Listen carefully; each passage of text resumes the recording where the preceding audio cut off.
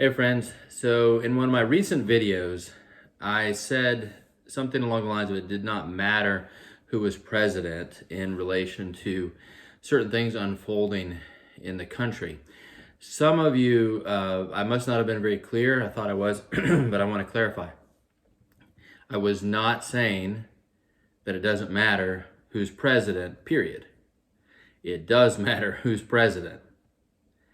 It absolutely does matter who's president. I was only saying that it didn't matter whether Trump or Biden was president with respect to whether certain things would happen prophetically, namely the war with China. That is the only thing that I believe it doesn't matter who's president.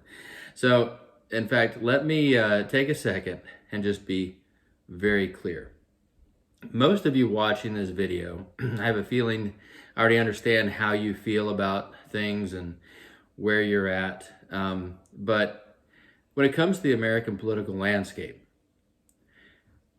you cannot vote for the Democrat Party and vote for anything good, okay?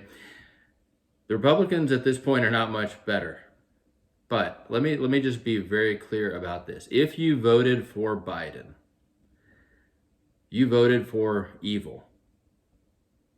The Democrat Party has rejected God openly and officially. They stand fully in favor of abortion. They stand against Israel, pro-Palestinian.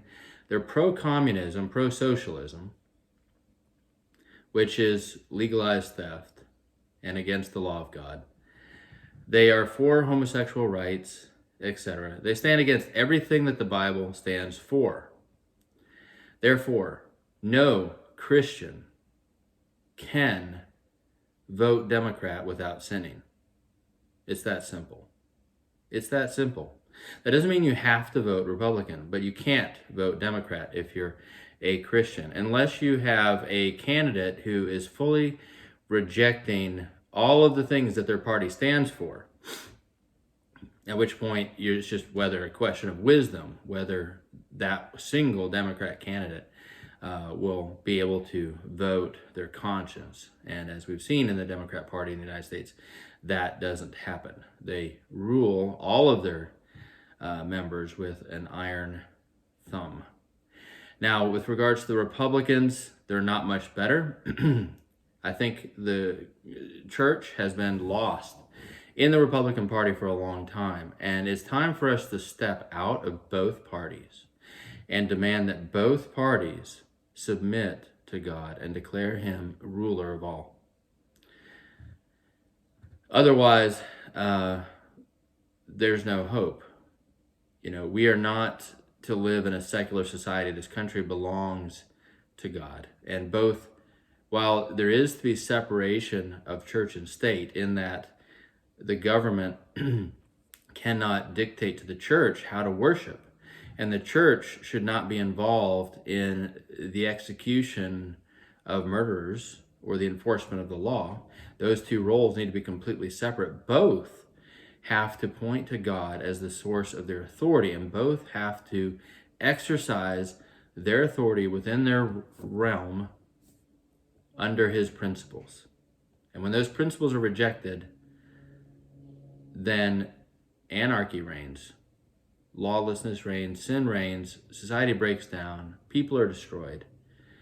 It's not oppression to point to God and celebrate him and celebrate his principles and try to follow them, because turning the other cheek to our enemies, loving our neighbor as ourselves, how do these things oppress anyone? They don't. They don't. It's a foolish argument. Regardless, Christians, I'm not advocating the Republican Party, but I'm making it clear you can't vote Democrat without sinning. That is an absolute. You can't. Stop pretending you can. Stop picking and choosing your issues. You say, well, I'm going to vote Democrat because they're anti-racist or they help poor people. And I would challenge you on the facts, first of all. I'd say they don't on either case. They are the most racist party. They just lie and pretend the other side is. And they also don't really help poor people. They want to keep people poor. so that they continue to vote for them. But that's neither here nor there. Regardless, anti-poverty, anti-rent, let's assume that those things were true. Those are not sufficient issues to overcome all of the godlessness, the perversion, and the pro-abortion. That by itself, that is the one issue that God cares about more than anything else. So really, we just need to forget about all the other issues. And it just is very simple. Which party or which candidate, and frankly, the Republican Party isn't any better. So I'm not going to advocate for Republicans. As Christians, what we need to do is say to all candidates, we need to step out of party, say, well, I'm not part of a party, but all candidates, all politicians, all government employees must recognize the sanctity of life and the authority of God in our lives. Without that foundation for morality, without protection of the most fundamental right to life, then there is no morality, there is no law, there is no ability to tell anyone why something is right or wrong. So anyways, I hope that clarified that position. And next I'm going to talk about President Obama and the role that I think he's going to play in upcoming events.